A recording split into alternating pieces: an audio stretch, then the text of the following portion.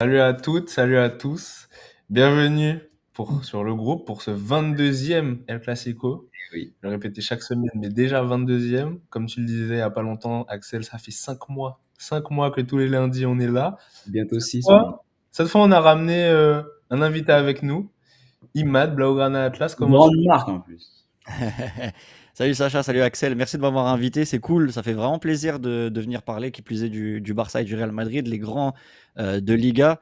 Et ça me fait plaisir parce que à titre personnel, je faisais des podcasts avec une équipe qui s'appelait Temps Additionnel, donc ça faisait un petit moment que j'avais pas refait de ce format-là, live podcast, donc ça fait plaisir de reprendre le micro et parler de football, toujours un plaisir. Ouais, j'ai l'impression qu'en plus, Axel t'a invité au bon moment. Toi, Ah. Axel, comment tu vas? Bah, hola Totom, hola todos. Moi, j'ai qu'un mot d'ordre pour ce El Clasico. Campeones! Ah, Voilà, comme d'habitude, j'ai l'impression. À chaque fois, on va le se petit servir un peu de champion. champignon. Voilà. Et voilà, bah moi, ça va. Sinon, à part ça, ça va très bien, moi, pour Ah bah l'instant. oui. Pour le moment, ça va très bien. Je vais boire à votre santé, à ta santé, Imad. À ta santé, Ah, Sacha. c'est aussi. Je te laisse enchaîner, Sacha, vas-y, Ah, hein. ma santé, non.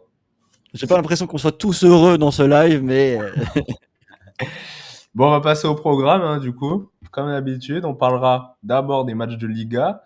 Donc le Barça qui a battu Mallorca sur un score d'1-0, 40 tirs, grosse domination du Barça, on en parlera un peu plus.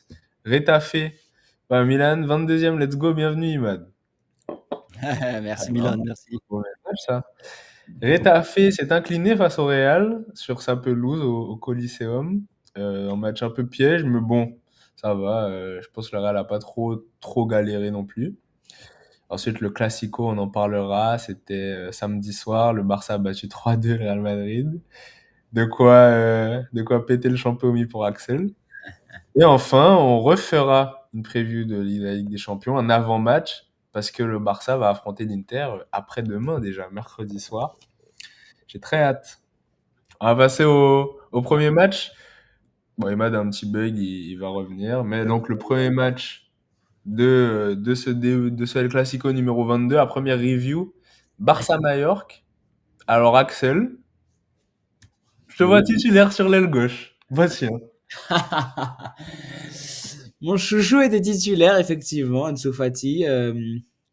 Et pas que lui d'ailleurs, ça a pas mal fait tourner et ça fait plaisir parce que c'est, à titre personnel et comme beaucoup dans la communauté, ce qu'on demandait à Hansi Flick, c'est de faire tourner un petit peu en Liga. La Mallorca, à quelques jours du Classico, bah, il a fait tourner. Tu as parlé de Fati en parlant de moi, mais il y a aussi Ferran bon, qui comble la blessure de Lewandowski. Tu as aussi un petit peu Gavi pour De Jong. Tu as Eric Garcia qui a joué latéral avec Hector Fort qui a remplacé Gérard Martin et comble la blessure de Balde. Araujo Barcy. On a pas mal fait tourner et on s'en sort quand même avec un but d'Olmo à la 46e. Donc match satisfaisant où j'ai bien aimé certains joueurs, quelques combinaisons. Match assez compliqué quand même. On a mis du temps à marquer, même si on a dominé la rencontre. Et voilà, sur l'inattention de Mallorca à la sortie des vestiaires, on marque 1-0, on garde le score et on prend les 3 points pour la course au titre en Liga. Magnifique. Alors, c'est pas forcément un très gros match, c'était pas un très grand Mallorca, mais je crois que Pedri, il l'a fait voilà, dans un match un petit peu contre une petite équipe, même si c'est pas vraiment une petite équipe. Peut-être le meilleur match de sa carrière, hein. Il a tout sorti ce jour-là. Ouais, franchement, ouais, il a fait un énorme match contre Mallorca.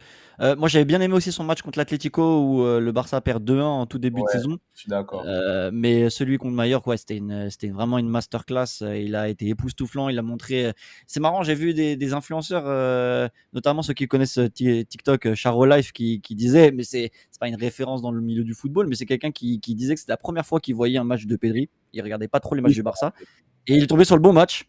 Et il Ouais. a dit que justement, il se rendait compte que le gars, il perd pas un ballon. Il est tout ce qu'il fait carrément, bah, c'est une réussite. C'est un gars bon techniquement. C'est un gars qui a une vision de jeu incroyable.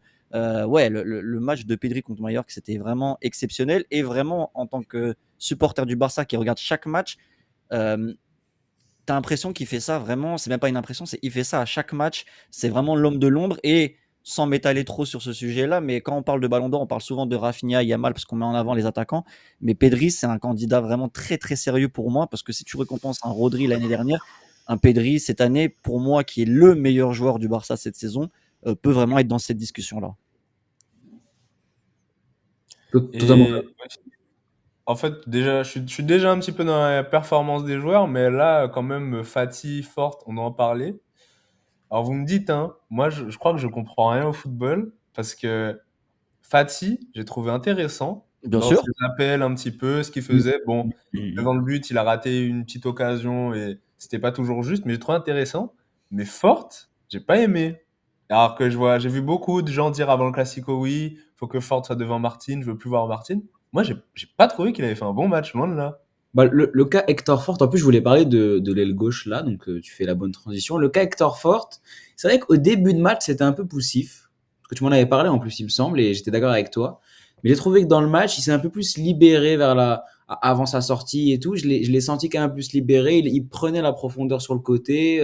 Il tentait quelques dribbles ou quelques passes dans certaines intervalles. Donc moi, j'ai commencé à bien aimer, et surtout, au-delà même d'avoir bien aimé, j'ai préféré à Gérard Martin, et je pense que c'est surtout le débat en ce moment à Barcelone entre les deux depuis la blessure de Baldé, c'est qui on met à gauche. Hector Fort qui avait fait, je trouve, une très bonne saison pour son niveau l'année dernière, sous Xavi. Moi, je voulais un peu plus d'Hector Fort cette année, il n'y en a pas eu beaucoup. Je suis Et d'accord. ben, et ben là, dans le match contre Mallorca, il m'a plus rassuré que dans tous les matchs que Gérard Martin a joué, honnêtement. Et en fait, là, il a pas joué Rafinha. Il me semble qu'il est rentré, mais en tout cas, il est rentré un peu tard. Mais Ouais. Hector Fort, pour moi, c'est un peu, on va dire, c'est un latéral différent de Gérard Martin parce que, comme j'ai dit, il prend la profondeur, il prend l'aile gauche. Il a au moins sa présence offensive. Il est au moins là à l'aile gauche, et c'est ça qui aide Rafinha. C'est ça qui a fait que Rafinha est le joueur qui est devenu cette saison. C'est que Baldé, au moins avec sa présence offensive et surtout le travail qu'il fait aussi sur le côté gauche, on va pas se mentir, offensivement, bah, ça fait que Rafinha, il peut un peu plus se mettre dans l'axe. Et donc, c'est pour ça qu'il est un peu plus prolifique, qu'il est souvent en situation de dernière passe, dernier tir. Et donc, il est là, il marque, il fait des grosses saisons. Et donc là, si tu empêches, si tu n'as pas cette présence offensive à gauche, Rafinha, il doit un peu combler. Et en plus, on l'a beaucoup vu, j'ai trouvé, contre le Real Madrid, Rafinha à gauche, surtout en deuxième période où il se forçait un peu à aller sur le côté gauche. Et du coup, tu le brides un petit peu. Et en plus, ça se voit. Ces derniers matchs, Rafinha, c'est pas énorme, c'est limite un peu invisible à certains moments.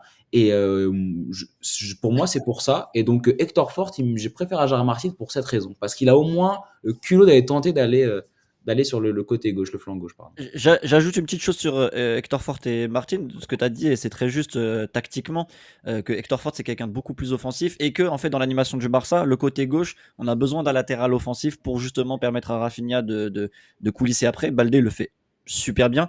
Et Gérard Martin, je pense que les gens qui ont vu le Classico se sont rendus compte, en fait c'était dans son Classico, on a vu que balle au pied c'était très compliqué techniquement, les 1-2, les remises voilà, c'était très faible, mais il a eu quand même 2-3 bonnes interventions, je trouve, pendant son match, qui montrent qu'en fait, c'est un latéral plus défensif. C'est quelqu'un sans ballon qui va être intéressant, mais avec ballon qui va être limité techniquement. Forte, c'est meilleur. Le seul point, en fait, je pense, où cette saison, Forte, c'est un peu en dessous, c'est qu'il joue pas assez. Et le problème, c'est que du coup, c'est pour ça que Sacha t'a trouvé contre Mallorca qu'il n'avait pas, en fait, que tu l'as pas trouvé si bon que ça. Moi, je l'avais vu contre le Rayo Vallecano. J'ai eu la chance d'être au stade. Il avait joué parce que Koundé était arrivé en retard. Du coup, c'était lui qui avait été préféré à Koundé, qui avait joué ce match-là. Et il avait pu jouer, mais il n'était pas non plus extraordinaire. Il a eu quelques petits déchets techniques. Et en fait, si les gens réclament, les supporters du Barça, je pense qu'ils réclament beaucoup plus Forte grâce à la saison dernière, où la saison dernière, justement, il a été intéressant. Je me rappelle notamment d'un match contre l'Atlético où il avait joué justement latéral gauche et qu'il avait fait vraiment une bonne performance. Donc, en fait, les supporters du Barça se basent surtout plus sur le souvenir de l'année dernière que sur cette saison, parce que cette saison, il n'a pas tant que ça à jouer. Donc, on ne se base pas vraiment sur le match contre Mallorca pour dire qu'on le réclame à gauche, mais plus que sur le fait que l'année dernière, il nous a plus rassuré que Gérard Martin cette saison. Oui, je suis d'accord en vrai. Surtout qu'on voit que Fort, il a quand même un meilleur potentiel en fait. C'est ça surtout. On sait qu'il a un Il est meilleur. plus jeune. Il a 18 ans seulement, Forte. Et Martin, il a quel âge? Il a 23 ans. Ouais, ouais, il est Ah, vieux. Eh Ouais. ouais. waouh! Donc tu vois, il y a une différence d'âge. On pense Pour que moi, c'est il le a. plus jeune. Walter White Ah Jr. ouais. Gérard Martin a 23 ans et Forte 18, donc forcément, ouais, ouais, ouais. On pense Mais pas le même, hein, je l'ai découvert là pas très longtemps, mais ouais, ouais, c'est même pas la même génération. pour terminer, parce on va plus parler de Forte après, alors que Gérard Martin en aura l'occasion, et pour faire un petit peu la comparaison, même mentalement, je préfère Forte qui a toujours ce côté un peu cynique, un peu froid, où tu sens que il reste dans son match, tu le vois pas trop. Le body language, et il a un bon body language où il se dévoile pas trop, et donc mentalement, ça le fait. Gérard Martin, à plusieurs reprises, que ce soit moins contre les Leganés, mais que ça a été surtout là, le Real Madrid, on va en parler aussi. Tu sens que quand il est pas en confiance dans un match, ou quand il se sent pas bien, tu le vois directement, en fait. Le visage, l'expression faciale, le body language, même dans le jeu, il loupe quelques trucs à répétition et tu sens que c'est mauvais. Et c'est aussi pour ça que je préfère Hector Forte. C'est important à un poste aussi crucial que latéral au Barça en 2025 d'avoir quelqu'un aussi qui a confiance en lui ou alors qu'il le montre. Ouais, je suis d'accord avec toi aussi. Pour parler sinon vraiment du match, eh ben, c'est un match qui aurait pu être un match piège, hein. Mallorca est quand même, je crois, septième, mais un bon septième. Bon, malheureusement pour moi, ils sont arrivés avec pas mal d'absents. C'était quand même compliqué pour eux. Le Barça a fait, et en plus, était dans un bon soir, le Barça. Ils ont fait 40 tirs. En première mi-temps, ça voulait pas rentrer. Alors, poteau, déviation, il y avait tout. Mais il y avait aussi Léo Roman, le gardien. C'est Faut vrai. savoir que, Époustouflant, faut incroyable, savoir que il a, je crois, 24 ans. C'est le septième match de Liga de sa carrière. Il joue jamais, normalement. incroyable le Et match là, qu'il En a fait. ouais, plus, il a fait, pas compris. en termes de rating, là, il a fait l'une des meilleures performances qu'un gardien a fait contre le Barça depuis qu'on note les joueurs. Ah ouais? Ouais, il est dans Ah, le top même pas. 10 normal, je crois. Ah, il a arrêté des mais en plus et ça se quantifie pas en termes de chiffres, mais les arrêts qu'il faisait étaient vraiment incroyables. Mm. Genre, je me rappelle d'un Ouais, un dernier, je sais plus, je crois que c'est Fermin qui frappe, c'est un peu contré, il va te la chercher comme ça en ouais, lucarne. Enfin, ouais. waouh, la détente, incroyable. Puis moi, j'ai joué gardien de but à l'ancienne à un niveau amateur évidemment, mais du coup, c'est un poste qui me parle vraiment et en fait, je trouve enfin le match qu'il fait et c'est ah non, c'était vraiment, j'ai vraiment, vraiment beaucoup aimé, enfin beaucoup aimé, non, parce qu'en tant que supporter du Barça, mais c'était vraiment, objectivement un très bon match de sa part. Ouais, pareil, bah, il peut venir au Real, hein. On a Carrément. besoin de 2 gardiens cette saison. Ouais, c'est vrai que la Courtois, Bah, sur la dernière. il nous en faut 2 dans les cages. Est-ce que vous avez quelque chose à rajouter, vous, sur le match? Bah, à part, voilà, Fati, moi, je trouvais quand même son match assez légèrement intéressant. On peut pas en demander plus d'un gars qui revient d'autant d'années de blessures et de manque de confiance. Bah, moi, j'ai trouvé ça intéressant. Moi, je pense qu'il a même gagné le crédit pour, peut-être sûrement pas maintenant avec le nombre de matchs importants qu'on va jouer, mais de rejouer prochainement. Peut-être si on prend la Liga un peu prématurément, pourquoi Ouais, pas. il finira Peut-être la faire une rentrée contre l'Inter si jamais ça se passe bien, j'en sais rien, mais pourquoi pas rejouer les quelques matchs là. Il mériterait en tout cas. ouais, je suis Et toi, d'accord. Imad, est-ce que tu as quelque chose à rajouter? Non, simplement contre le match de Majorque, en fait, c'était particulier parce qu'on avait une maîtrise. C'est-à-dire que c'est marrant, c'est le genre de match où justement tu as peur du piège. Moi, en tant que supporter, quand on s'approchait de la fin, qu'il y avait toujours un 0, tu as toujours peur de la Ouais, ouais. contre-attaque qui te tue tout. Mais en fait, les joueurs, j'ai trouvé qu'ils étaient. Enfin, dans le jeu, c'est un de nos meilleurs matchs. C'est-à-dire qu'on a vraiment trop bien enchaîné. Et là où je trouve qu'il y a même eu un peu de facilité, c'est l'action où Pedri il lance Yamal en 1 contre 1 et que Yamal, Ouais, au lieu de tuer, il va te faire une feinte bizarre et il perd le face à face qu'il doit mettre tous les jours, il le met pas. Et je trouve qu'en fait, à ce moment-là, il a joué vraiment décomplexé comme s'il y avait 6-0. Donc, en fait, ça démontre que même s'il y avait 15-0 dans ce match-là, le Barça, ils étaient archi en confiance. Mmh. et Donc ça fait voilà. plaisir quand tu fais tourner autant en plus. Ouais, moi j'aime bien. Puis quand l'équipe reste quand même cohérente tactiquement, tu vois, on n'a Ouais, pas perdu en qualité. C'était très intéressant. Ouais. c'est vrai. Bon, bah, on va passer au match suivant, hein, qui était le lendemain à 21h30 aussi. Le Real se déplaçait au Coliseum Alfonso Pérez pour affronter Retafe. Ça aussi, ça ressemblait à un match piège. Heureusement pour nous, on n'a pas vu un très grand Retafe. Du coup, 1-0 avec un but d'Arda Güler. Et franchement, moi qui l'a critiqué toute la saison, ça fait plaisir pour lui. C'est la première fois qu'on l'a vu dans ce rôle-là. Ancelotti lui a donné, bah, en vrai, le rôle de Kroos la saison dernière. Un rôle un peu aussi à la Çalhanoğlu, du genre, voilà, on sait que c'est plutôt un 10, c'est plutôt un offensif, mais il jouait très reculé. En plus, ils sont turcs les deux, donc la comparaison Très est bonne comparaison. donc franchement, c'était vraiment pas mal, j'ai bien aimé. Et bon, voilà, je fais aucune comparaison, hein. Mais aussi, comment dire, il était dans un rôle un peu à la Pedri au Barça. Et comment dire, et bah, comparé à ce que Pedri avait fait hier, bon, c'était pas encore à ce niveau-là, Arda Güler, mais j'ai trouvé que c'était un petit peu similaire. Dans Voilà. la construction du jeu du Real Madrid, tu veux dire? Et voilà. La Ok. construction, les récupérations aussi. Parce qu'il avait fait pas mal de récupérations.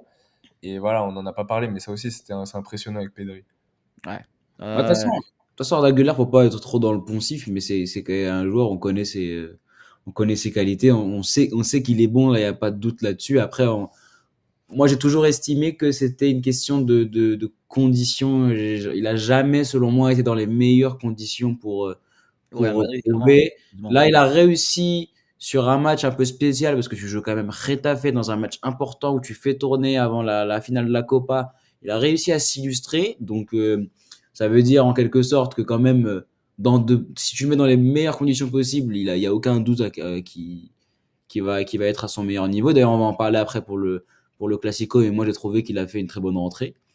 Il est auteur d'une passe décisive en plus, donc voilà. Et il marque un beau but en plus, même si la défense et le gardien doivent faire mieux, il marque quand même un vrai but. Donc oui, tu as eu raison, il a eu son importance au milieu de terrain. En plus, il marque, c'est vraiment l'homme du match côté Real Madrid. Je vais pas dire que ça fait plaisir de le voir comme ça parce que ça fait pas plaisir.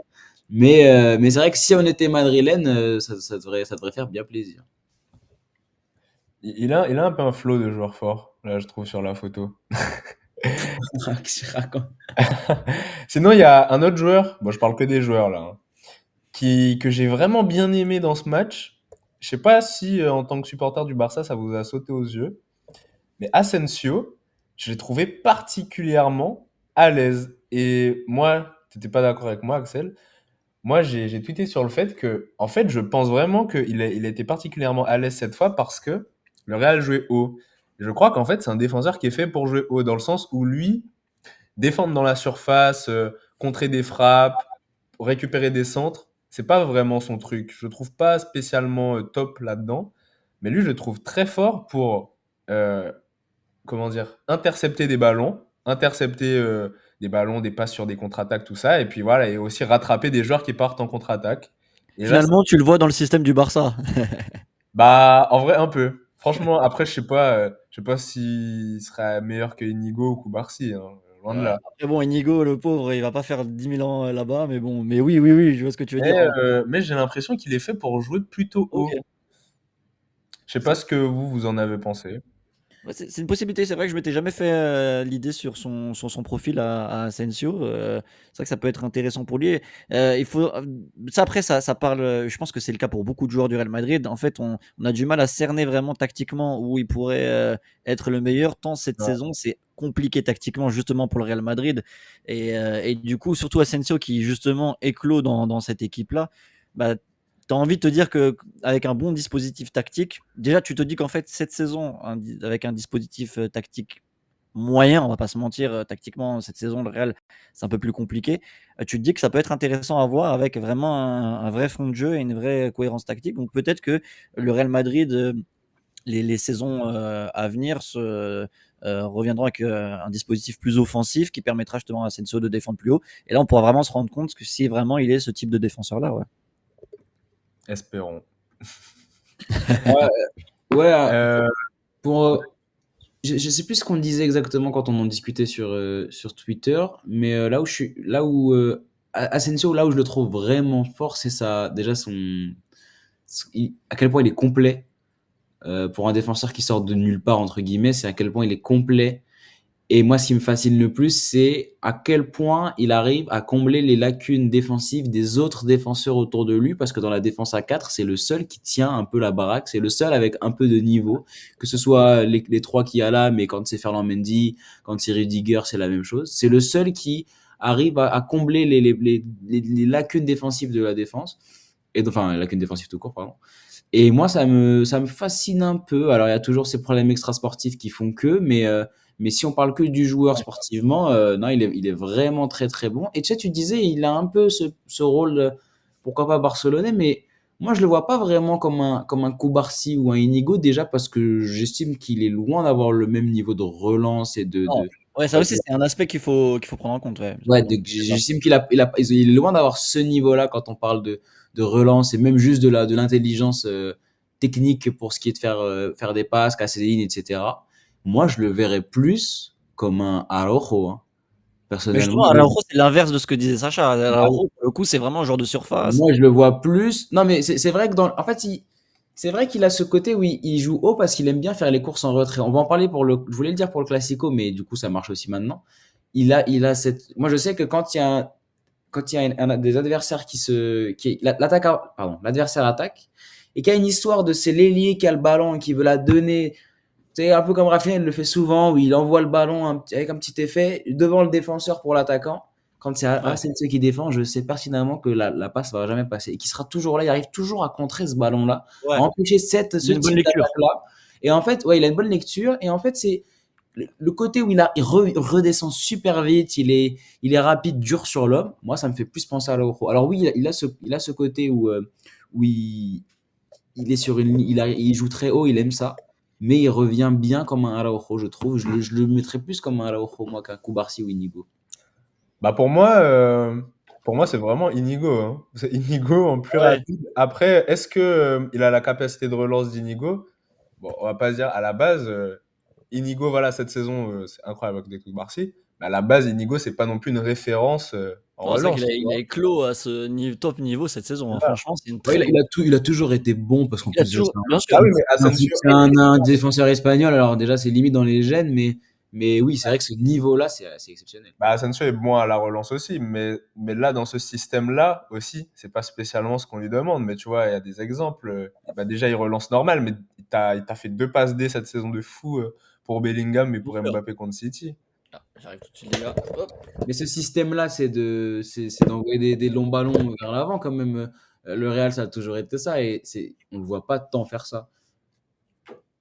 Bah, le C'est pour ça que système-là, là, pourquoi le Real ça fonctionne pas? Déjà parce que le milieu de terrain, voilà, parce que la défense, sur l'aspect défensif, c'est pas terrible, mais surtout parce que tu as aussi perdu, bon, sur le côté droit, Carvajal, mais Militao qui, bon, avant de se blesser, il était pas terrible, mais qui de base a une patte technique intéressante, qui est le défenseur qui t'envoie les longs ballons. C'est ce qui t'a fait gagner des trophées, hein. C'est vraiment ce côté où on met en position défensive. Pas besoin de forcément passer par milieu. T'as le défenseur qui envoie l'attaquant. Et après, c'est le génie de Vinicius, de Rodrigo et pourquoi pas de Mbappé à certains moments. Et ça a fonctionné comme ça quand c'était Militao, quand c'était Rudiger, parfois là-bas. Et pourquoi maintenant ça fonctionne plus alors que bah t'as ouais, mais les passes qu'Asensio a fait, on n'a pas autant vu ça de Militao et Rudiger, hein. Bah, Rudiger, quand même. Bah, Rudiger, peut-être quelques fois, tu lâches un truc comme ça, mais bah, Asensio, quand même, quoi. Il relance bien, hein. bah, il relance bien. Est-ce que c'est du niveau de Koubarsi et d'Inigo? Je sais pas. Bah, pas du Ouais, c'est niveau de énorme. Cubarsí, mais Inigo, je sais pas, on sait pas. Mais j'ai l'impression que tu veux vraiment nous le refourguer là, Sacha. C'est moi qui ai tendu l'idée, j'avoue. Enfin, j'ai pas dit de le refourguer, mais j'ai dit que tactiquement, c'était peut-être. En fait, dans la description qu'il faisait de Asensio, je reconnaissais le jeu du Barça. Bah, c'est un petit peu ça, un jouer haut. Et juste, Sinon, t'as pas trop vas-y. parlé de l'équipe, pardon. T'as pas trop parlé de l'équipe parce que je voulais un peu plus, moi, parler de Retafe parce que c'est une équipe qui m'a encore plus énervé dans ce genre de match parce que si ça avait été nous en face, ils auraient pas fait le même match, hein. Ils auraient pas joué comme ça. Moi, je les ai trouvés apathiques, sans envie. On dirait qu'ils avaient pas envie d'être là, qu'ils jouaient un peu le temps. Voilà, ils ont laissé marquer sur un but où le gardien, il avait la main molle. Moi, ça me rend fou. Pourquoi quand c'est nous, ils donnent leur vie? Parce que c'est juste Ouais. parce que c'est Madrid, mais c'est affolant. Moi, je m'attendais quand même à ce qu'il y ait un petit truc. Je sais que Retafe contre le Real, c'est jamais, donc c'est pas la même équipe que contre nous. Mais là, je me suis dit pourquoi pas, aller un beau match là où ils peuvent peut-être faire quelque chose. En plus, ils pourraient parce qu'ils ont eu quelques occasions à un moment vers la fin du match, ils auraient pu égaliser et le Real a eu besoin Ah, d'un ils bon ont Courtois. fait, ils ont fait 20 tirs dans le match, hein, quand même. Ouais, le Real a eu un bon Courtois aussi. Et de toute façon, comme d'habitude, et j'ai l'impression que je le dis à chaque débrief, mais le Real, collectivement, c'était compliqué. Puis tu as toujours une ou deux individualités qui sauvent le tout. Là, c'était Courtois et Arda Güler. Ah, t'as un enchaînement des équipes qui réussissent pas trop contre le Real, de Bilbao, Retafe, Vigo. Mm. J'espère que enfin que Vigo aussi restera dans ses standards. Hein. Pas mal ça en parlant Il d'Asensio. re- Bon, allez, ça y est, ça y est. Est-ce que vous avez quelque chose d'autre à rajouter? Bon, moi, j'avais quand même envie de dire aussi que tu as un peu parlé, mais Courtois nous a bien sauvés en fin de match. Mm. Et que sans Courtois, on serait peut-être plus en course pour la Liga, là, et juste par rapport à ce match. Donc, merci. Bah Et d'ailleurs, je tiens à dire quand même on parle du classement en Liga là. Le Barça va jouer Valladolid, puis après c'est Classico. Le Real va jouer le Celta, puis après c'est Classico. Si le Real fait un faux pas contre le Celta, que ce soit une défaite ou un nul, et que le Barça bat Valladolid, le Barça peut être champion en gagnant le Classico à la maison contre le Real, et ça peut faire une image forte pour la fin de saison. Clairement, exactement. c'est mon rêve. Quelque chose d'autre à dire sur Retafe Real Madrid? Passe au gros. Eh ben, on va enchaîner avec le match le plus triste de ce El Clasico numéro 22. Tout est Le vrai. Barça a gagné la finale de la Coupe du Roi. Le Barça est champion face au Real Madrid, victoire 3-2. Ça avait bien commencé pour le Barça en première mi-temps. Pedri a marqué un super but. Puis après, Mbappé à la 70e minute qui est rentré en jeu. Kylian Mbappé qui marque le premier coup franc, vrai coup franc de sa carrière. Ensuite, le Real prend l'avantage avec Tchouaméni sur un corner d'Arda Güler, mais le Barça revient par Ferran Torres. Et finalement, Koundé marque le but de la victoire à la 116e minute. Je vais vous laisser parler. Dites ce que vous voulez sur ce match. Magnifique. Allez, Vas-y, à toi allez, tout le l'honneur, monde Yves. parle. Hein? À toi l'honneur, vas-y. Ouais, bah, ouais, c'était un match niveau émotion qui était très fort. Je pense que c'était la température à peu près de tous les supporters du Barça avant ce match. Les supporters du Barça voyaient pas une raclée. Je sais qu'on a eu 2 gros matchs où le Barça a mis un gros score au Real Madrid, mais on savait que les organismes commençaient à peser. Les derniers matchs du Barça étaient bon, mais compliqué. On a fait une remontada contre Celta Vigo, faut pas l'oublier. On perd 3-1, on revient 4-3. Contre Mallorca, on gagne que 1-0. Contre les Ganes, on gagne 15-0. Et avant, c'est la défaite contre le Borussia Dortmund, anecdotique finalement. Mais on savait que le Barça arrivait dans une forme où il commence un peu à fatiguer. Donc, et finalement, ça s'est montré sur cette première mi-temps où pour moi, le Barça est archi dominateur sur cette mi-temps-là. S'il y a 3-0 en retour des vestiaires, c'est pareil. Mais voilà, ce petit manque d'efficacité, moi, c'est une phrase que je répétais pendant tout le match. Attention, attention, parce que le Real Madrid, faut pas les laisser en vie. Ce que le Barça arrive très bien à faire en Classico, justement, et que les autres équipes d'Europe n'arrivent pas à faire, c'est de laisser justement d'achever le Real Madrid. Et nous, on réussissait à le faire jusqu'à maintenant. Là, on l'a pas fait. Et il s'est passé ce qui s'est passé. Voilà, Mbappé qui égalise, Chouameni qui met le 2-1. Et c'est vrai qu'à 2-1, sur le moment, je me dis, ça va être très compliqué de revenir. Mais le Barça, et c'est un petit peu le fort du Barça cette saison, c'est que mentalement, et c'est là où ils échouaient les 10 dernières années, mentalement, le Barça, c'est devenu un monstre. C'est-à-dire que même tu perds 2-1, eh ben, ils reviennent à 2-2 et ils vont encore te chercher le 3-2 derrière. Et il y a eu la petite déclaration derrière de Yamal en plus après le match qui peut faire un peu, comment dire, arrogant, mais finalement qui montre l'état d'esprit qu'il y a. C'est-à-dire qu'il disait qu'avant le match, il a dit à Araujo, c'est pas grave si le Real Madrid nous en met un, on en mettra deux. Si le Real Madrid en met deux, on en mettra trois. Mais quoi qu'il arrive, cette saison, ils nous battront pas. Alors oui, évidemment, ça sonne un peu arrogant, mais au final, les faits sont là. Sur les 3 derniers matchs, le C'est Barça l'état gagne. d'esprit à avoir aussi. Comment? C'est l'état d'esprit à C'est avoir l'état aussi. d'esprit à avoir et tu sens que, bah ouais, ils savent que même s'ils vont être au pied du mur, à la fin, ils gagneront. Et c'est ce qui manquait au Barça ces dernières années. Pourtant, on a eu des légendes au Barça ces dernières années, ces 10 dernières années. On a eu Messi, on a eu Suarez, on a eu Iniesta jusqu'en 2018, et on a eu des grands joueurs. Et pourtant, le Barça, à chaque fois bloqué en Europe, il y a ce petit truc mental. Et le fait est qu'aujourd'hui, à part Ter Stegen, il n'y a plus de joueurs de la génération 2014-2015. On a vraiment fait table rase de tout ça. Et là, tu vois un Barça avec finalement du mental. Et pour aller chercher ce but, parce que franchement, la prolongation, c'était. Je disais, la prolongation Barça-Real, c'était les fins de match de five. Plus personne court, tout le monde est fatigué, Ouais. personne n'osait faire les allers-retours, ça a marché au ralenti. Et sur une erreur du Real Madrid, Koundé qui va te faire l'ultime pressing, il te récupère la balle, il a la lucidité pour te la placer, tu gagnes sur ça. Et c'est incroyable, c'est vraiment fort. Et je pense que mentalement, c'est un déclic parce que si le Barça perd ce match, c'est pas la même fin de saison pour moi, mentalement. Tu vas pas affronter l'Inter dans le même état d'esprit. Là, tu gagnes ce match-là, tu as un déclic. Tu te dis le triplé est possible parce que pour faire le triplé, il faut commencer par gagner la Copa, il faut passer l'Inter, aller en finale, gagner la Liga et ensuite gagner la Ligue des Champions, pas à pas. Mais voilà, moi en tout cas, c'était un classico très très important dans l'histoire récente du Barça et j'espère que ça va être une bonne chose pour la fin de saison. Totalement d'accord avec toi, Imad. Je te l'ai dit il y a quelques heures, Sacha. Je crois que c'est l'un des classicos que j'ai le plus savouré dans ma vie. En tout cas, il fait partie du top 5, top 3. Je pense que c'est un classico où quand tu te réveilles le lendemain, c'est l'un des classicos où j'étais le plus heureux d'avoir gagné la veille. Déjà pour le boost de confiance qu'il apporte, parce que je savais pas qu'il allait être aussi important que ça avant le match, mais après le match, je pense que c'est le scénario qui a joué forcément. Après le match, il a apporté un boost de confiance. Et alors, 6 mois, ça me l'a fait. Je pense que les joueurs, c'est 15 fois plus, où tu te dis, mais en fait, tu peux vraiment tout prendre.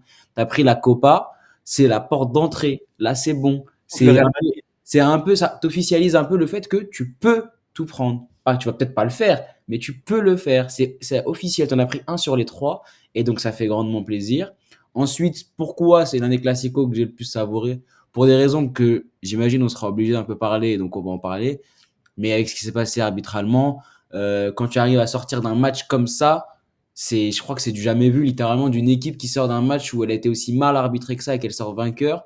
Personnellement, j'ai jamais vu ça. Tu arrives à sortir de ça, et puis en plus, c'est un peu plus pour le côté personnel, mais que tu as tous les Madrilènes qui avouent un petit peu quand même que voilà, c'est vrai, l'arbitrage était un peu pour Madrid hier enfin samedi pardon, et qu'en plus de ça le Barça a gagné. Ben en fait c'est que du bonheur en fait, on s'en Il y a sort. il y a une donnée importante aussi, excuse-moi de te couper, il y a une donnée Vas-y. importante aussi parce que c'est vrai que tu as dit que tu l'as ressenti pendant le match. Moi, en vrai, je le disais, même avant le match, j'avais une hype pour ce match parce que bah, tu as eu cette histoire d'arbitrage justement. Parce que si l'arbitre il est mauvais, ça en découle de tout ce qu'il y a eu les derniers jours qui ont précédé justement ce Classico, cette affaire-là où tu as la vidéo sur l'arbitre, le Real Madrid qui fait pression pour changer l'arbitre. Et moi, c'est quelque chose que j'avais dit avant le match. J'avais dit que le fait d'avoir mis une pression comme ça sur l'arbitre, ça va donner deux choses. Soit, justement, il va prendre en grippe le Real Madrid et à chaque fois qu'il va siffler pour le Barça, ça va dire voilà, voilà Florentino Pérez avait raison, vous voyez, il est pro-Barça, etc. Hmm. Soit à l'inverse, justement, bah, il va être influencé par ça et pour ne pas paraître pro-Barça, il allait siffler peut-être par moment ou un peu plus avantager le Real Madrid, peut-être. En tout cas, en fait, toute cette atmosphère-là, plus bah, les supporters du Barça qui ont été exceptionnels à Séville toute la journée, qui ont mis le feu dans toute la ville. Vraiment, tu sentais qu'il y avait une ambiance. Le Barça et le Real, ils se sont affrontés récemment en finale de Supercopa, que ce soit là cette année ou en 2023. Mais finale de Copa del Rey, ça remonte à 2014, la dernière fois qu'il y a eu une finale de Copa del Rey où le Real Madrid avait gagné avec Bale là, qui avait tracé Bartra. Mais une finale de Copa del Rey Barça-Real, ça faisait très longtemps. Et là, j'ai vraiment senti que c'était un match important avant le coup d'envoi, justement grâce à cette atmosphère-là. Donc, et comme tu l'as dit, ouais, ça a découlé, je pense, sur le niveau arbitral du match. C'est vrai que c'est peut-être à cause de ça, mais comme on n'a pas beaucoup joué de finale Barça-Real en Copa del Rey, j'ai pas senti avant le match non plus une grande hype. C'est vrai que j'avais un peu ce saveur de ces finales de Supercoupe. Et quand Voilà. dans le match, on s'est rendu compte vraiment, C'est différent la Copa del Rey. Hein. même en général, la Copa del Rey, quand le Barça, ou j'imagine aussi pour toi, Sacha, le Real va au bout et que tu la prends, c'est un titre quand même qui reste en deçà des deux autres majeurs. Et donc, et en fait, là, le fait d'avoir eu ce Classico en finale et d'avoir gagné dans ces conditions-là, avec ce scénario-là, en fait, ça l'a rendu tellement plus savoureuse. Et ça m'a rappelé un peu celle de 2021 pour le Barça, où j'estime quand même que celle de 2021 était bien plus mémorable, que ce soit surtout de la compétition. Au Mais niveau la du parcours, ouais. Ouais, parcours, mais la finale là, c'était exceptionnel. Et on parlait un peu d'arbitrage. Sacha, qu'est-ce qui s'est passé? Je vois 3 rouges pour le Real Madrid là. Bah, à la fin, les joueurs, ils ont pété les plombs. Après, j'ai pas bien vu exactement ce que Bellingham. Vasquez, je crois qu'il prend rouge. Ouais, Vasquez aussi, je sais pas pourquoi il prend rouge, c'est vrai. Bon, Rudiger, ça y est, Rudiger, il va prendre la prison ferme. Ah, mais En c'est tout déjà un cas, je avantage. pense que là, c'est fin de saison pour lui, s'il prend plus de 3 matchs, il sera suspendu en Liga, et ce sera le cas. Par contre, Bellingham et Vasquez vont prendre 2 matchs, et du coup, ce sera que 2 matchs de Coupe du Roi, heureusement pour nous. Euh, Bah ouais, bah, Vasquez, écoute, heureusement. ils ont pété les plombs. Je pense que c'est aussi à cause du climat, en fait, que Florentino Pérez a Bah installé. J'allais évidemment. dire, c'est Bon, totalement à cause de Florentino au Pérez. bout d'un moment, c'est ça. Je veux dire, je veux bien que les joueurs auraient dû se retenir et que c'est pas acceptable, ça c'est clair. Maintenant, c'est sûr qu'à la 120e, quand tu perds ta lucidité, quand tu es énervé parce que l'arbitre siffle une faute de Mbappé sur Eric Garcia, où il y a faute, hein, mais la faute, elle est énervante. Quand tu as une action, c'est ta dernière action, tu la perds comme ça t'énerve. Logique un petit peu, les joueurs pètent un petit peu les plombs. Bon, Rudiger, non, Rudiger, c'est pas logique. Je Non, vais pas le Rudiger, faire. c'était abusé. Mais Parce que tu Bellingham et as en Vasquez, gros, bon, en fait, ce que pourquoi ça faisait, pas. Oui, ce que ça a démontré, c'est que si les joueurs, tout le staff le lâchait, il allait taper l'arbitre, en gros. Bah Il oui, était c'est ça. vraiment, il y allait, quoi. Il était comme ça, tu vois, même dans son regard, il a niqué. Genre, vraiment, il était à 10 sur lui. Je me dis, waouh, mais frère, t'abuses quand même. C'est vraiment ça le thème. Tu vas aller taper l'arbitre, là, comme ça. Mais comme tu le dis, c'est l'atmosphère. T'as Florentino Pérez qui te dit pendant 2 jours, il te conditionne, il te met des Mm. vidéos, cet Bah arbitre, il oui. est contre vous, il est contre vous, il est contre vous. Et en Même plus, si, encore une fois, on a dit on n'excuse pas, mais sur le moment, eux, en plus, ils voient pas la faute. Donc pour eux, il anéantit le dernier espoir du Real Madrid d'aller c'est même pas égaliser. si clair que ça la faute, hein. Moi, j'ai pas bien vu le contact. J'estime qu'il y a contact parce que j'ai pas forcé à regarder, mais je comprends que depuis le banc du Real Voilà, Madrid, depuis le banc du Real, ah tu peux oui, penser qu'il y a pas faute et que l'arbitre il est contre toi et que même si ça n'excuse pas, mais ça c'est parce que Florentino Pérez il leur a dit pendant tout le truc que cet arbitre il est contre vous, il va vous faire perdre. et Donc oui, en plus, et là, dans la continuité de ce qu'on dit, je suis vraiment pas sûr qu'ils étaient de mauvaise foi parce qu'on les a vus tout le match, alors que voilà, ils auraient pu se faire voir 4 pénaltys pour le Barça potentiel, 2 cartons rouges potentiels contre eux, et tout le match, on les voyait, pardon, s'affoler contre l'arbitre, le presser, alors qu'en face, le Barça, ça faisait pas grand-chose pour contrer ça, mais tout le match, ils allaient vraiment au contact de l'arbitre, l'harceler et tout. bien Et sûr, à la fin, quand ils il y pètent a le un coup franc plomb, pour Mbappé, ils sont là à réclamer le carton rouge absolument pour De Jong, ils sont limite affolés autour de lui et tout. et pour moi, ce n'est pas de la mauvaise foi. Pour moi, même avec les 4 possibilités de penalty, les 2 rouges possibles contre eux, pour moi, ils sont persuadés d'avoir Ouais, été volés dans cette fin de c'est match. ça, mais bien Peut-être que sûr. maintenant, ils ont vu les images et tout, mais pour moi, ils sont Sur le persuadés. moment, Et bien à sûr, on les a cause de conditionnés. qui, à cause de quoi? Bah, Florentino Pérez. Quand tu leur annules une conférence de presse, c'est un entraînement.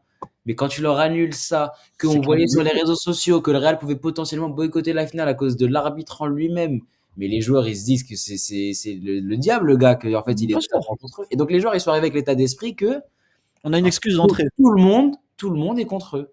Alors que Exactement. c'est pas du tout comme ça que tu dois aller aborder un match. Et c'est pour ça que ils ont fait un match pas terrible en soi, mais qu'en plus, dans la manière, dans le comportement, c'était horrible. Ils pensaient vraiment s'être fait voler. C'était même un peu fascinant quand même. Ouais, ouais, ouais. Ouais, ils étaient persuadés que et c'est là où je rejoins après parce que moi, c'est parce que je suis pour le Barça, mais beaucoup de gens, critiquaient le commentateur, Tarragone de l'équipe qui commentait le match. Pour moi, il a pas été pro Barça, il a été juste finalement. Il disait les termes, c'est-à-dire que en vrai, oui, il y avait des fois, des en fait, le Real Madrid, des fois, était affolé, pensait vraiment qu'il y avait un vol contre eux, alors que je trouve que voilà, niveau comportement, Je c'était te rejoins plutôt totalement là-dessus. Je comprends pas pourquoi tout le monde lui tombe dessus. C'est vrai que parfois il forçait un petit peu la main à Candice à côté de lui, peut-être.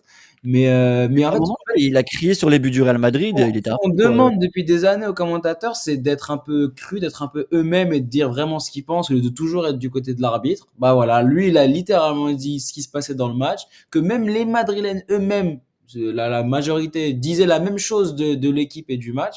Bah, qu'est-ce que tu veux de plus? C'est vrai que Après ça fait voilà, bizarre d'entendre après ça. on est émotionnel, tu vois un commentateur qui est contre toi pendant le truc, Oui, tu bien cherches sûr, pas bien contre sûr. sur le moment, donc je peux comprendre, mais ouais, ouais, c'est l'attitude déplorable du Real Madrid qui fait suite un peu à toute la saison. Il y a plein d'émissions télé qui en ont parlé avec le boycott de la cérémonie du Ballon d'Or, l'attitude après le match contre l'Atlético Madrid où ça va chambrer un peu les supporters ou autres, et je trouve que le Real Madrid a, au-delà de sportivement, a un peu dégradé son image cette saison. Après ça reste le Real Madrid, Ah on ouais. va s'en mettre, mais je trouve que ça fait un petit coup quand même à l'éthique, je trouve. L'image du Real Madrid cette année, elle a pris un petit coup, je trouve. Je sais pas ce que tu en penses, Sacha, toi en tant que supporter? C'est vrai, à toi de nous dire Je maintenant. suis carrément d'accord avec toi et sur beaucoup de points, à commencer par le terrain, mais comme tu le dis, aussi en dehors, je ne reconnais plus mon club et ça va paraître très bizarre aussi de dire ça parce qu'en vrai, pour le coup, non, mais c'est vraiment depuis la signature de Mbappé. Le fait de se dire que c'est le Real de Le Mbappé, maudit. c'est comme si c'est un nouveau Real, c'est même pas une nouvelle équipe, c'est un nouveau club qui agit, bah, en plus comme le PSG en fait finalement, comme le PSG avant. Bah oui, en plus, c'est vrai. Voilà, Là, ouais. pour le coup, c'est pas lui qui a l'initiative des polémiques, mais le pauvre, où qu'il soit, il y a des polémiques. C'est fou. En équipe de France, au PSG, au Real Madrid, il y a toujours des Bah, polémiques. au bout d'un moment, Faut se Là, poser pour le les coup, ouais, bonnes mais c'est c'est vrai, je sais questions. pas, c'est l'arbitre, comme c'est Florentino, c'est pas lui, mais quand même, c'est pas de chance, quoi. Il est tout le temps dans un club où. je te promets, ouais, bah, le Real, publiait les vidéos des arbitres sur Real Madrid TV avant lui, mais le Real, avant lui, faisait pas des trucs, porter plainte, contre un arbitre. Dire oui, on a perdu à cause de l'arbitrage. Le Real faisait pas ça avant. Ouais, Donc, c'est ouf, hein. je sais pas ce Oui, qui se il y a eu une passe perte cette de saison. classe, chez le Ouais, Real même Madrid. Ancelotti, normalement, c'est la classe, tu vois, ça reste. Mais ouais, c'est Il est- vraiment fascinant parce qu'en plus, enfin, moi, c'est comme ça que j'ai toujours ressenti le Real. C'est vraiment le club avec la classe, quoi. C'est le Ouais, club qui parle Ah ouais, c'est ça. rarement, qui répond sur le terrain en gagnant des trophées. Limite, ça t'énerve un peu qu'il soit comme ça, mais c'est la classe. Et en fait, là, ils ont une perte de classe monumentale, Ouais, j'ai ouais, l'impression. ouais, ouais, ouais. Je suis bien d'accord. ouais, et puis même, tu sais, t'avais des gars arrogants un peu comme Ramos, comme Pepe, Ronaldo, mais après Ronaldo, c'est le gars qui peut être arrogant, il a le droit, tu vois. Mais cette année, en fait, j'ai l'impression que les joueurs, ils s'inventent une fausse grinta. Moi, je l'ai vu un peu contre le Mm. match contre l'Atlético quand ils les éliminent au tir au but. Ah, c'était tellement forcé d'aller chambrer, enfin, la manière de chambrer, tu vois, j'en parlais récemment, Vinicius, la manière, pourquoi il y a plein de gens qui détestent Vinicius? Parce que je sais pas, des fois c'est du chambrage pas utile, pas classe. En fait, c'est le contraire de ce qu'on dit justement. Il y Mm. a pas de classe dans sa manière d'agir. Rudiger, c'est pareil. Mbappé, par moment, et c'était déjà le cas au PSG, pareil. Je trouve que ouais, c'est des fois un peu forcé, c'est pour faire le côté grinta, mais t'es pas obligé d'en arriver jusque-là. Dire l'Atlético Madrid, des fois on dit qu'ils ont la grinta, mais on les voit pas aller non plus avoir un comportement si détestable. Et je trouve que le Real Madrid force un peu ce côté-là et ça va avec le manque de classe, je trouve. Bah, je vais juste être chiant avec toi, hein, mais pour le On est là pour le débat, dis-moi, Bah, t'as pour raison. le coup, je vois ce que tu veux dire. Tu as peut-être un petit peu raison, mais l'Atlético, c'était pas le bon exemple. Oui, parce qu'il y a un passif avec l'Atlético, le Ouais, derby. il y a le fait qu'ils ont insulté tous les joueurs pendant tout le match, qu'il y a eu les chants racistes juste avant, qu'il y Oui, a des chants oui, racistes à chaque fois, de toute façon, et qu'au oui. match de Liga, ils avaient envoyé des briquets sur Courtois. Ouais, ça va rendre. Donc, ouais, Oui, mais tu as ce je que tu vois dis ce là, que c'est tu vrai veux que contre dire. Je l'Atlético, vois ce que c'était tu pas veux le bon dire. exemple. Ouais. Oui, mais après, est-ce qu'une réponse comme ça de la part de joueurs et d'une institution est vraiment acceptable? C'est grave le minimum. Ah ouais? C'est trop. Bon, Parlons un par peu du rapport sportif là, parlons un peu du match, on s'est Ouais, là. c'est ce que j'allais vous dire parce que moi j'ai Il y a une beaucoup de question. choses à dire en plus. Comme je vous l'avais dit, moi j'ai pas regardé le match, donc après j'ai vu des compilations, tout ça, mais ça me donnera jamais une vraie idée de comment le match était vraiment. Mais j'ai vu beaucoup de Barcelonais encenser, mais vraiment encenser la prestation de Bellingham. Ouais, Et franchement, moi le c'est premier. assez rare, donc je vous demande qu'est-ce qui s'est passé en fait. Moi, le premier, justement, bah, je vais le dire, en plus, c'est marrant parce que j'avais des débats sur. Justement, après le match contre Mallorca, pour moi, je disais Pedri, incroyable et tout, Bellingham. Et moi, je continue à le penser, c'est une parenthèse que Pedri, même si Bellingham, excellent milieu, mais je trouve que Pedri, c'est quand même un cran au-dessus. Un Mais cran je. au-dessus. Ouais, c'est un petit cran au-dessus. Franchement, Pedri. En fait, c'est comme un petit peu la comparaison Messi-Ronaldo pour moi. C'est-à-dire que les deux, ok, c'est les tops, les deux, mais en termes de talent, Messi, c'est encore un cran au-dessus, tu vois. Et pour moi, Pedri Bellingham, c'est un peu ça. Après, je le trouve plus complet. Tu vois, il a une vision de jeu, il a une qualité de passe. Par exemple, le premier but que Pedri met, la transversale qu'il va lâcher pour Yamal, la course qu'il fait, et ensuite la finition. Je ne sais pas si Bellingham peut tout le temps faire ça. Après, c'est mon avis à moi. Et Bellingham, il a d'autres qualités. Mais sur ce match-là, Bellingham, il fait un très gros match à la récupération. Il a gratté je sais pas combien de ballons, surtout en deuxième mi-temps. Il fait Il perdait pas le énormément ballon de. aussi, hein. C'est ça qui Hein? était, il perdait pas le ballon, Il c'était un perdait super. pas le ballon. Il avait une qualité de percussion. Par moment, il te driblait deux trois joueurs et il donnait la passe. Et il peut faire une passe d'un moment à Vinicius. Franchement, j'ai trouvé que c'était certainement le meilleur match de Bellingham cette saison. En tout cas, son meilleur en Classico. Même si, parce que l'année dernière, il met un doublé. Mais pour moi, j'avais trouvé que pendant la majorité du match, Gavi, il avait plutôt bien muselé. Après, il te met deux buts. Mais tu vois, souvent, justement, Bellingham, on l'encensait pour ses matchs où il marque. Et moi, j'avais justement la critique en disant, j'aimerais bien qu'on parle de lui en tant que milieu de terrain. Et là, j'ai vu un vrai match de milieu de terrain. C'est-à-dire qu'il n'a pas eu besoin de marquer, de mettre une passe D ou de mettre un tap-in pour qu'on l'encense. C'est vraiment dans son rôle de milieu de terrain. Je l'ai trouvé vraiment très bon. Bah merci pour tout, Bellingham. C'est le meilleur madrilène de ce match-là pour moi. Largement, je pense. Vraiment. Comme, Après, il y a quand même la rentrée de Mbappé qui est pas à Elle négliger. est bonne aussi, ouais.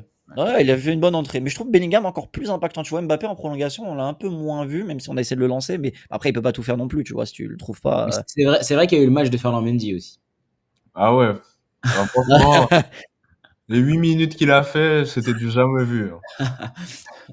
Après, franchement, quand tu vois l'entrée de Fran Garcia, limite, tu comprends pourquoi Ancelotti l'a forcé. Parce que Fran Garcia, c'est dur. Hein. Fran Garcia, Mais c'est sinon, vraiment du coup, dur. tu parlais un peu de Pedri en comparaison avec Bellingham, Imad. On en parlait même aussi un peu tout à l'heure de Pedri, là, surtout le gros match qu'il a sorti contre Mallorca. Bah, là, c'est encore un de ses matchs référence de sa carrière, hein, j'ai trouvé contre le Real Moi, Madrid. Ah ouais? c'était Bah, un bon match. Alors, c'est pas le et meilleur, je trouve hein. qu'il a. Ouais, c'est pas le meilleur. Je trouve que, en fait, il s'est un petit peu éteint vers la fin, mais après, tu vois, même en prolongation, il était cuit, il a demandé à sortir et tout. Mais c'était un bon match, une bonne mi-temps. Après, on l'a un peu moins vu à fur et à mesure du match. Mais en fait, le problème, c'est que Pedri, c'est le genre de joueur, un peu comme on disait avec Messi sur ses fins de carrière au Barça. C'est-à-dire que un niveau correct de Pedri, ça équivaut à un très bon match pour un milieu lambda, tu vois. Mais c'est vrai que ouais, Pedri fait un très bon début de match.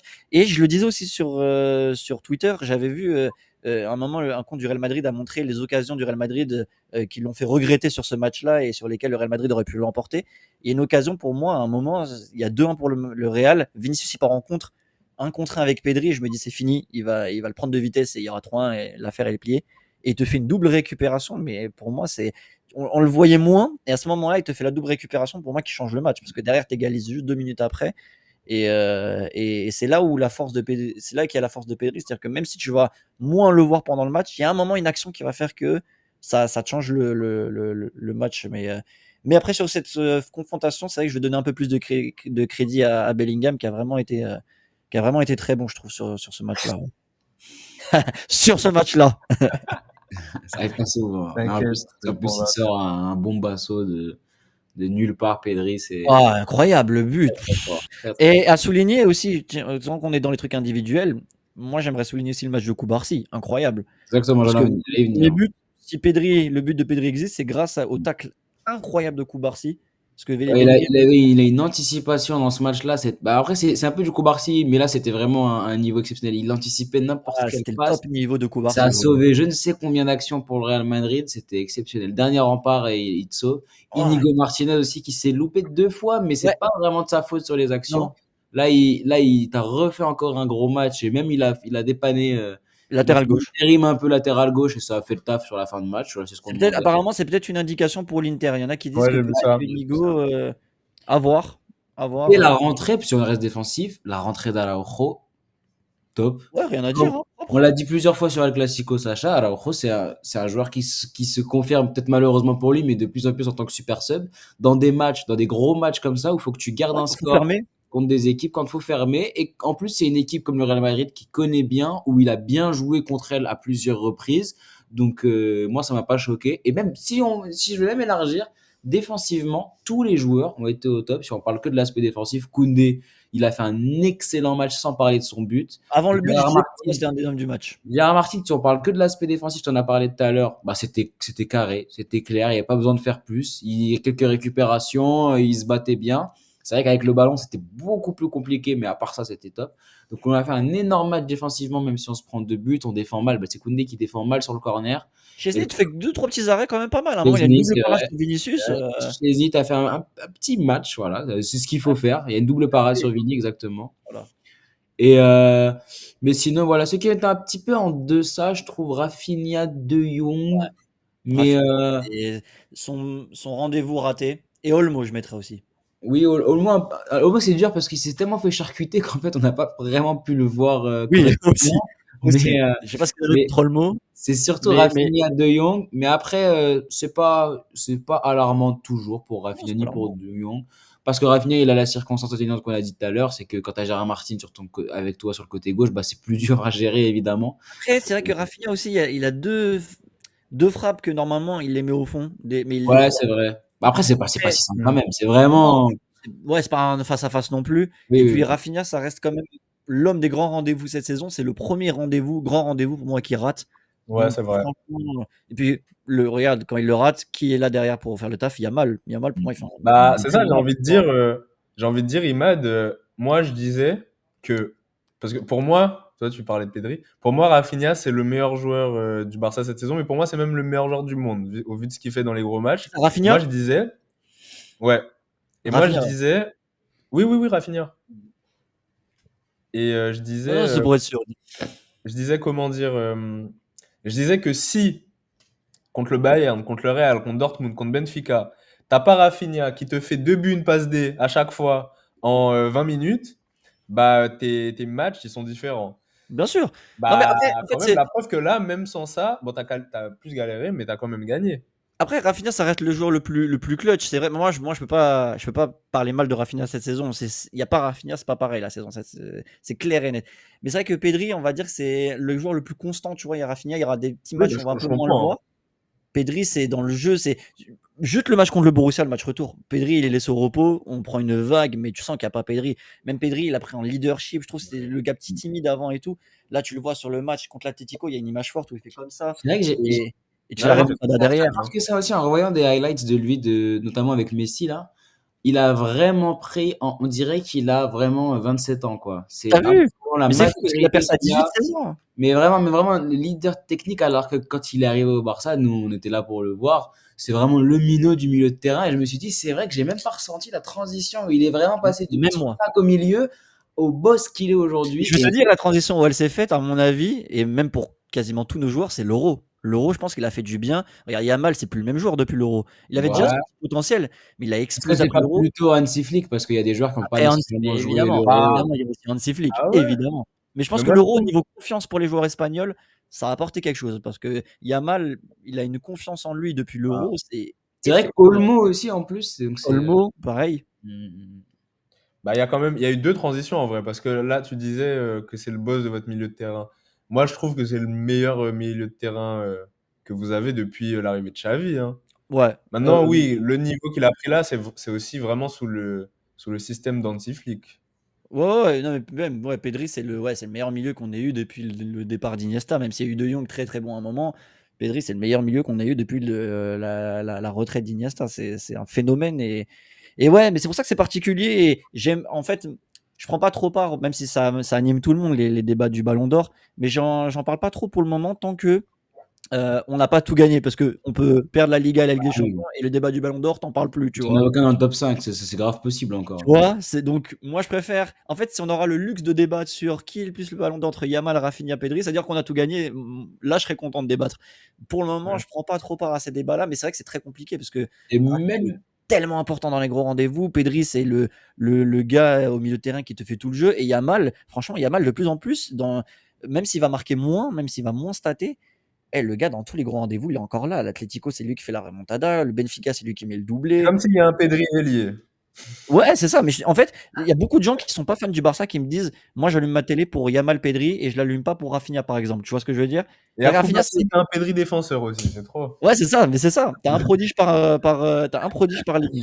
c'est Mais c'est vrai, fascinant. Pedri Yamal, c'est plus ce côté artistique que tu as moins chez Rafinha, même si je kiffe Rafinha cette saison et que franchement, tu donnes le ballon d'or à Rafinha, je serais trop content, surtout pour l'histoire, tu vois.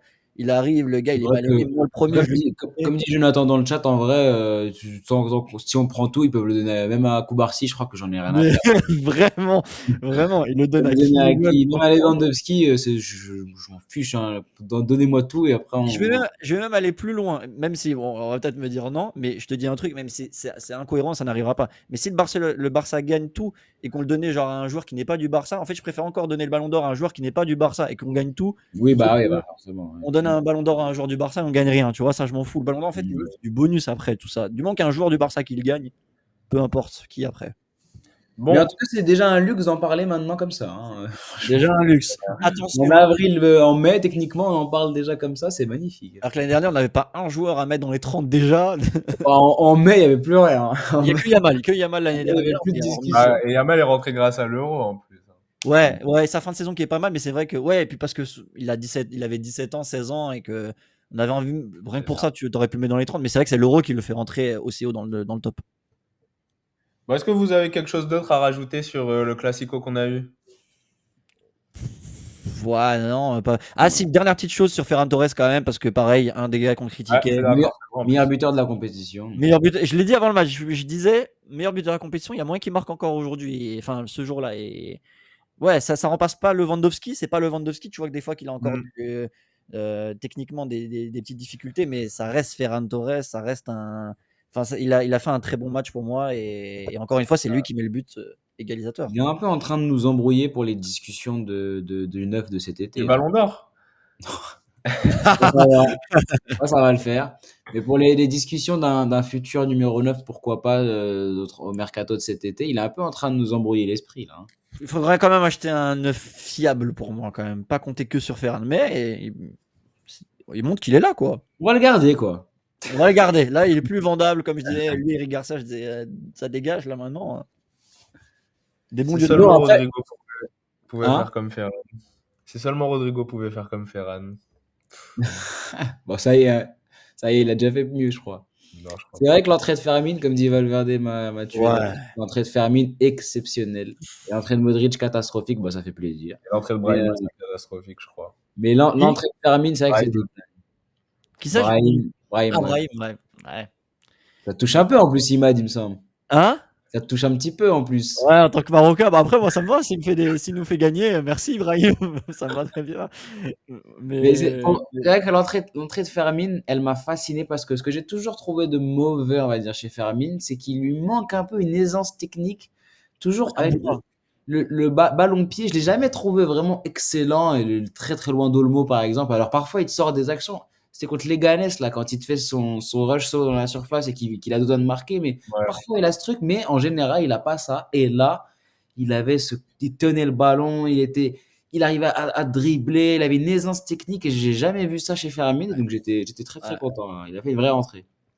Ouais, contre sur le Classico, Fermi, il apporte vraiment. En fait, ce que je disais, c'est à la fin, tu vois dans la prolongation comment il est trop important. Là où toute l'équipe elle est cramée, lui, tu sens que waouh, il va Lui presser. et Gavi, ouais. Il a un volume de jeu sur le côté droit, il va centrer.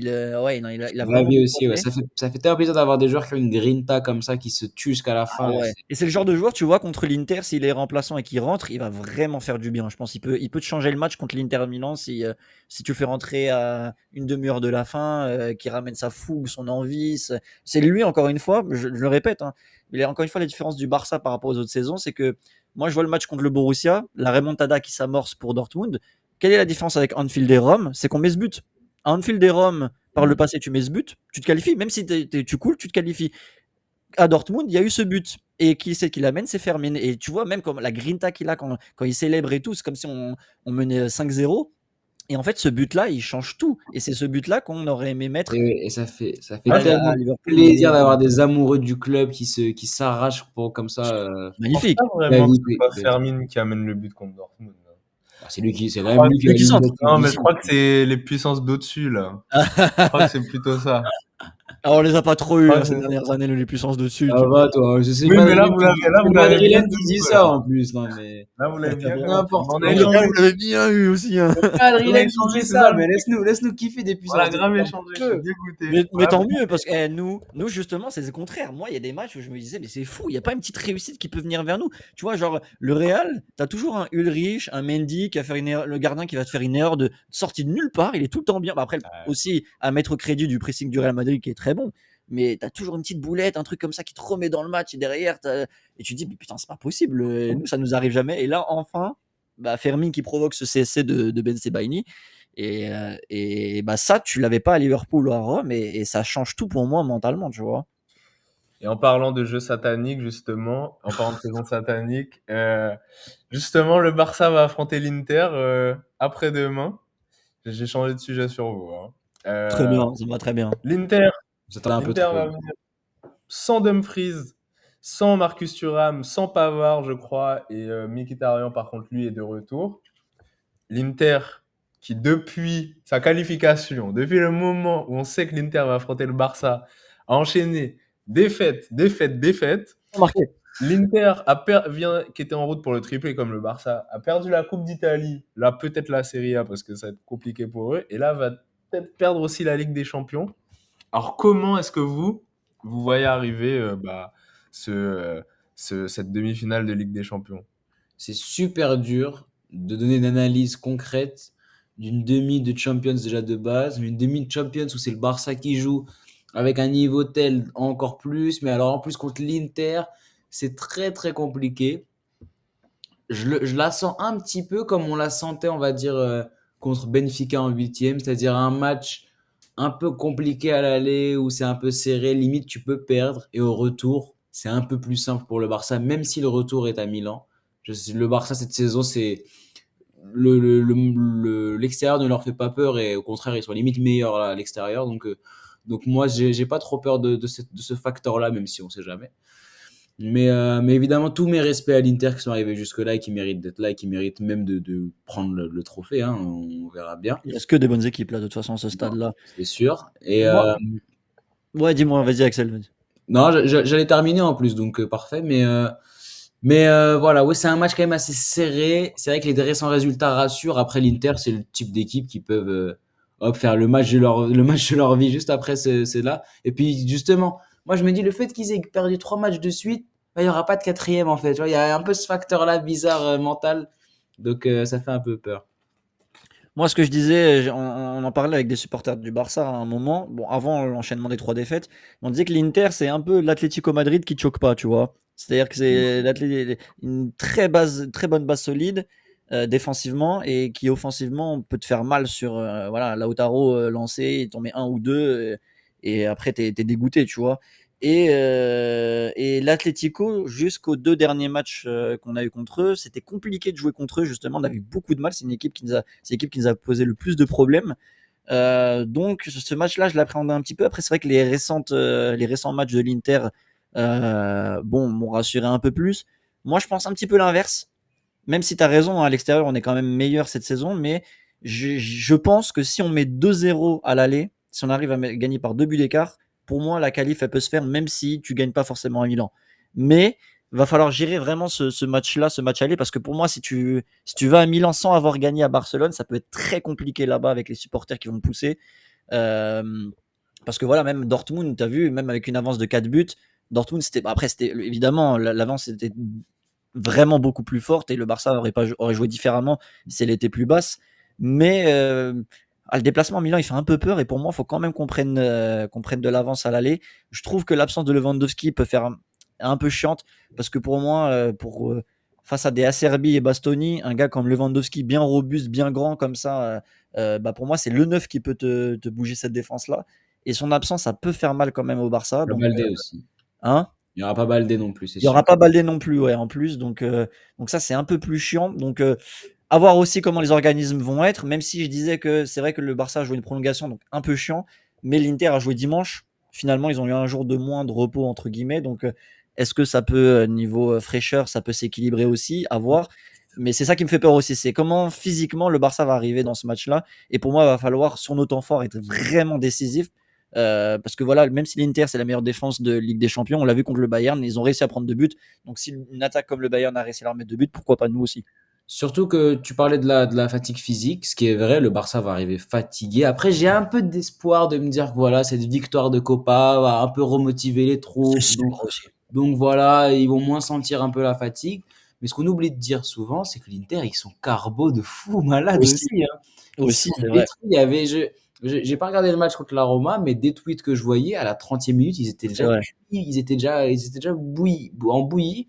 Donc ça me rassure un petit peu. Voilà, je me dis on arrive un peu dans la même situation, donc on va faire un peu jeu égal.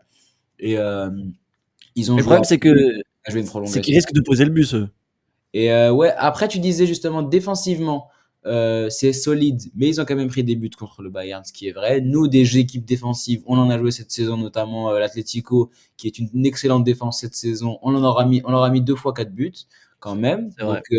Donc j'ai quand même assez confiance en notre capacité envers des équipes qui jouent bas. Dans une demi de Ligue des Champions, elle va forcément s'ouvrir à un moment donné. Surtout que l'Inter, on l'a vu que il y a certains moments où ça fait des erreurs, ça se relâche un petit peu, ça arrive pas à garder le même niveau sur 90 minutes. Alors c'est 30 minutes, ça se trouve entre la 50e et la 80e, mais c'est quand même, il y a des périodes où ça fait des erreurs et le Barça en Ligue des Champions surtout, on profite bien des erreurs, on est réaliste, ça arrive à scorer sur des demi-occasions, donc c'est pour ça quand même, ça me rassure. Et puis même dans un aspect plus global général, j'estime que le Barça est une meilleure équipe que l'Inter et que une Je suis d'accord. qualification de l'Inter, c'est pas un hold-up parce que le mot est trop fort, mais Non. c'est quand même un petit tremblement, quoi. Normalement, dans un monde normal, même si on sait qu'en Ligue des Champions et encore moins en demi-finale, c'est jamais normal, mais c'est le Barça qui doit se qualifier. Moi, je vais assumer ces propos-là aussi. Franchement, je le dis depuis un moment. Les 4 équipes, elles sont magnifiques. Franchement, les 4 équipes méritent d'être là, etc. Mais vraiment, très objectivement, Et encore une fois, c'est pas parce que tu es le favori que tu vas aller au bout, parce que tu peux te faire sortir. Une équipe forte sur le papier peut se faire sortir par une équipe plus faible, entre guillemets. Mais je trouve vraiment que des 4 équipes, c'est pas arrogant de dire que pour moi, on est la meilleure équipe des 4, dans le sens où je trouve que justement, on est l'équipe dans les gros rendez-vous. Si tu prends toute la saison, qui a le plus prouvé, je trouve, dans les gros rendez-vous, on a été là, le Borussia, le Real Madrid 3 fois, le Bayern Munich, on en met 4 quand même. Tu as eu des exemples de remontada. À chaque fois que tu as été dos au mur, tu as été capable de revenir. Franchement, je ne vois pas. Le PSG, en 2025, je suis d'accord. Sur le début de saison, c'était compliqué. L'Inter, Et ils puis même sortent là, le le Bayern, PSG, ça pas redescend un petit peu énorme. quand même, hein. Comment? Le PSG, en plus, en ce moment, ça redescend un petit peu Ouais, depuis mais après, c'est quelques difficile semaines. de les juger en championnat, comme ils sont déjà champions. Mm. Mais oui, après le match retour contre l'Aston Villa, pareil, c'est comme nous, notre match retour contre le Borussia. Mais voilà, ça reste quand même une bonne équipe PSG. Mais je trouve que le Barça, la saison, on est l'équipe qui a le plus prouvé. Mais après, encore une fois, ça ne veut rien dire. Tu peux arriver, tu prends 4 contre Milan en Ligue des Champions et tu rentres chez toi parce que tu n'as pas géré ce match-là. C'est ça la Ligue des Champions. Ça récompense pas la régularité. Il faut être là dans les moments forts à ce moment-là.